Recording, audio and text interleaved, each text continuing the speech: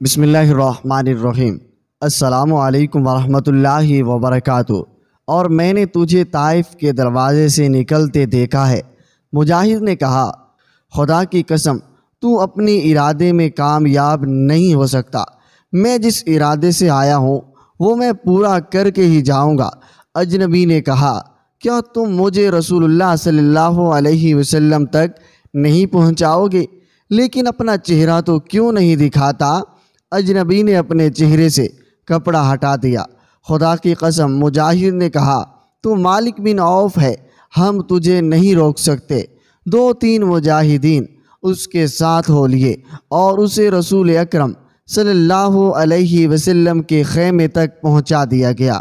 مالک بن عوف سے رسول اللہ صلی اللہ علیہ وسلم نے پوچھا، کیا تو صلح کا پیغام لایا ہے یا کسی اور ارادے سے آیا ہے؟ میں تیرے مذہب میں داخل ہونے کے لیے آیا ہوں، مالک بن عوف نے کہا۔ اور طائف کے مشہور و معروف اور جنگجو قبیلہ ثقیف کے سردار مالک بن عوف نے رسول اللہ صلی اللہ علیہ وسلم کے ہاتھ پر بیعت کی اور اسلام قبول کر لیا۔ مورخ اس معاملے میں خاموش ہیں کہ مالک بن عوف نے اسلام قبول کیوں کیا تھا۔ اس پر کوئی جبر نہ تھا، اس نے مسلمانوں کا محاصرہ ناکام کر دیا اور انہیں واپس چلے جانے پر مجبور کر دیا تھا۔ اسے مسلمان ہونے کی کیا ضرورت تھی؟ شاید وہ رسول اکرم صلی اللہ علیہ وسلم کے اس سلوک سے متاثر ہوا تھا جو آپ نے حوازن کے وفد کے ساتھ کیا تھا۔ بہرحال یہ ایک تاریخی حقیقت ہے کہ ثقیف کے سردار مالک بن عوف نے اسلام قبول کر لیا اور وہ کئی جنگوں میں شریک ہوا۔ طائف شہر آج بھی موجود ہے۔ تاریخ میں اس کی اہمیت اتنی سی ہے کہ آج سے 1400 پہلے رسول کریم صلی اللہ علیہ وسلم نے شہر کا محاصرہ کیا تھا اور اہل طائف نے ایسی بے جگری سے مقابلہ کیا تھا کہ مسلمانوں کو محاصرہ اٹھا کر واپس آنا پڑا تھا۔ لیکن اللہ تبارک و تعالی نے 64 برس بعد اس شہر کو وہ سعادت بخشی کہ طائف تاریخ اسلام کا ایک سنگ میل بن گیا۔ مالک بن عوف کا قبول اسلام اس سعادت کا پیش خیمہ تھا۔ 694 عیسوی کا واقعہ ہے۔ طائف کی ایک عورت کے بطن میں ایک بچے کے آثار نمودار ہوئے۔ اس کا خامد فوج میں اعلیٰ عہدے پر فائز تھا۔ وہ کچھ دنوں کے لیے گھر آیا تو بیوی نے اسے بتایا کہ وہ امید سے ہے، میں نے ایک خواب دیکھا ہے جس سے پریشان ہوں۔ اس عورت نے اپنے خامد سے کہا، میں دیکھتی ہوں میرا گھر اچانک تاریک ہو گیا ہے، ایسی تاریکی کہ اپنا آپ بھی دکھائی نہیں دیتا۔ دل خوف اور گھبراہٹ سے ڈوب رہا ہے۔ دل کہتا ہے کچھ ہونے والا ہے، کیا ہوگا پتہ نہیں چلتا۔ میں گھر میں اکیلی کسی کو پکارنا چاہتی ہوں تو منہ سے آواز نہیں نکلتی، بھاگ کے باہر جانا چاہتی ہوں تو قدم نہیں اٹھتے، سوچتی ہوں کیا کروں تو کچھ سوچا نہیں جاتا، اللہ کو یاد کرتی ہوں، آواز تو نہیں نکلتی لیکن دل سے دعا نکلتی ہے۔ پھر دور آسمان پر ایک ستارہ نظر آتا ہے جو پہلے تو مدھم تھا پھر روشن ہو جاتا ہے۔ یہی ایک روشنی ہے جو تاریخی میں نظر آتی ہے۔ امید کی کرن کی طرح ستارہ روشن ہو جاتا ہے اور ستارہ نیچے کو آ رہا ہے۔ تاریخی کم ہوتی جاتی ہے، آخر ستارہ روشنی کے ایک گولے کی شکل میں ہمارے صحن میں اترتا ہے اور روشنی ہمارے سارے گھر میں پھیل جاتی ہے۔ یہ روشنی زمین کی روشنی نہیں لگتی، آسمان کا نور لگتی ہے۔ دل سے خوف اتر جاتا ہے، روح کو سکون ملتا ہے اور میری آنکھ کھل جاتی ہے۔ خواب برابر تو نہیں، اس عورت کے خاوند نے کہا، مگر یہ تاریخی کیسی تھی؟ عورت نے پوچھا اور کہا، تاریخی یاد آتی ہے تو دل گھبرانے لگتا ہے۔ کیا تم کسی ایسے عالم کو یا کسی ایسے آدمی کو نہیں جانتے جو خوابوں کی تعبیر بتا سکتا ہو؟ لوح تقدیر کا لکھا ہوا کوئی مٹا نہیں سکتا۔ خاوند نے کہا، تعبیر اچھی نہ ہوئی تو اسے ٹال سکیں گے، شاید اچھی ہو۔ بیوی نے کہا، پوچھ تو لو۔ بیوی نے ایسی ضد کی کہ خامد طائف کے ایک بزرگ اسحاق بن موسیٰ کے پاس گیا اور اپنی بیوی کا خواب بیان کیا۔ اسحاق بن موسیٰ علم و نجوم اور خوابوں کی تعبیر کے علم کا عالم تھا۔ اس نے خواب سنا اور اپنے خیال میں کھو گیا۔ اس نے اس آدمی کا ہاتھ اپنے ہاتھ میں پھیلایا اور اس کی لکیریں غور سے دیکھنے لگا۔ وہ افسردہ سا ہو گیا اور اس نے اس آدمی کا ہاتھ چھوڑ دیا۔ بولو ابو موسیٰ، ہونے والے بچے کے باپ نے کہا، تعبیر بری ہے تو بھی بتا دے۔ اسحاق بن موسیٰ نے کہا، تیری بیوی کے بطن سے ایک لڑکا پیدا ہوگا، وہ روشن ستارے کی مانند ہوگا جسے ساری دنیا دیکھے گی۔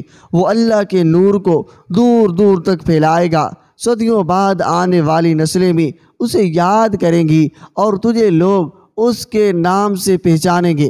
اس کے حکم سے کمان سے نکلے ہوئے تیر بہت دور پہنچیں گے۔ اسحاق بن موسیٰ چپ ہو گیا۔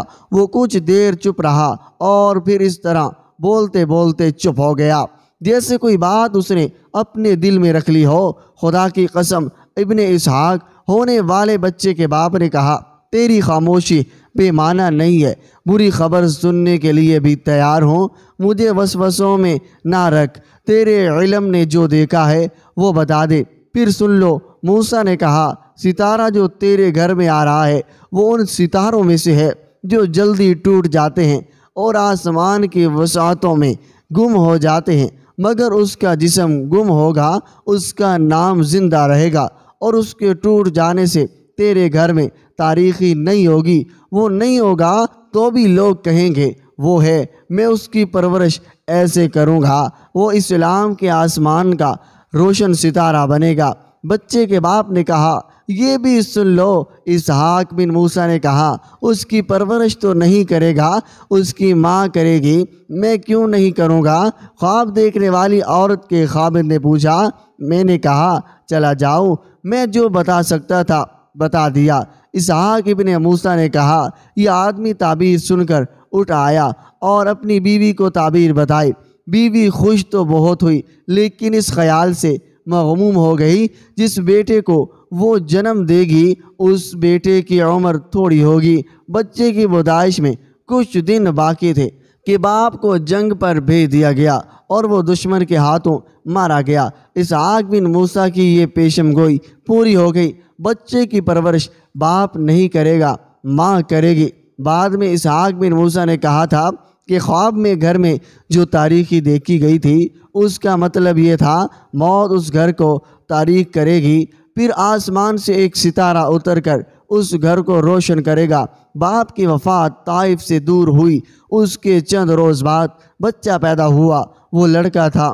بچے تو خوبصورت ہی ہوا کرتے ہیں، یہ بچہ بھی خوبصورت تھا، لیکن اس کی چوڑی پیشانی اور آنکھوں کو جس نے بھی دیکھا اس نے کہا یہ عام بچوں جیسا نہیں۔ اس باپ کا نام جو اپنے بچوں کی پیدائش سے پہلے ہی فوت ہو گیا تھا قاسم بن یوسف تھا۔ بچے کا نام محمد رکھا گیا جو محمد بن قاسم کہلایا اور جو تاریخ اسلام کا ایک روشن ستارہ بنا۔ قاسم بن یوسف اور حجاج بن یوسف دو بھائی تھے۔ اس وقت خلیفہ عبد المالک بن مروان تھا، جو دونوں بھائی بڑے جرت مند اور فن حرب و ضرب کے ماہر تھے۔ فوج میں دونوں اعلیٰ عہدوں پر فائز تھے۔ یہ اس دور کا ذکر ہے جب مسلمان آپس میں پھٹ چکے تھے، بھائی بھائی کا دشمن ہو چکا تھا، یہاں تک کہ خلافت کے بعد دو حصے ہو گئے تھے۔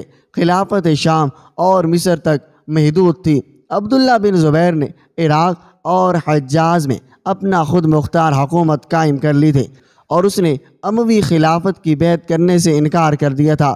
عبداللہ بن زبیر خلیفہ اول حضرت ابوبکر صدیق رضی اللہ تعالیٰ عنہ کا نامور نواسہ تھا۔ اس نے یزید بن امیر معاویہ کی بیعت سے بھی انکار کیا تھا اور حجاج اور عراق میں مسلمانوں کو جمع کر کے متوازی حکومت کر لی تھی۔ یزید کے بیٹے معاویہ خلافت سے دستبردار کا اعلان کیا تو بنو امیہ کے باقاعدہ خلافت کا آغاز ہوا۔ اس کے ساتھ ہی خانزادہ رسول اور خصوصاً بنی فاطمہ رضی اللہ تعالی عنہ پر ظلم و ستم کے ایک دور کا آغاز ہوا۔ عبداللہ بن زبیر جو حضرت عائشہ صدیقہ رضی اللہ تعالی عنہ کی بڑی بہن اسما کے فرزند تھی، ایک پہاڑ کی طرح اس ظلم و ستم کے آگے امویوں نے عبداللہ بن زبیر کی حکومت کو ختم کرنے کے لیے پہلے عراق پر فوج کشی کی اور پھر حجاز مقدس پر حملہ کیا۔ دونوں حملوں میں اموی فوج کے کمان حجاج بن یوسف کے ہاتھوں میں تھی۔ عبداللہ بن زبیر کے حصار سے نکلنے کے لیے حجاج بن یوسف نے خانہ کعبہ پر منجیقوں سے سنگ باری بھی کرائی، جس سے بیت اللہ کی عمارت کو نقصان پہنچا۔ آخر ایک خون ریز مارکے کے بعد عبداللہ بن زبیر نے اپنے جان اپنے مقاصد کی خاطر قربان کر دی۔ حجاج بن یوسف جو ظلم و ستم کے مقابلے میں اس دور میں ضرب المثل کی حیثیت اختیار کر گیا تھا، خلیفہ عبد المالک بن مروان کی حکومت کو بد امنی سے محفوظ رکھا۔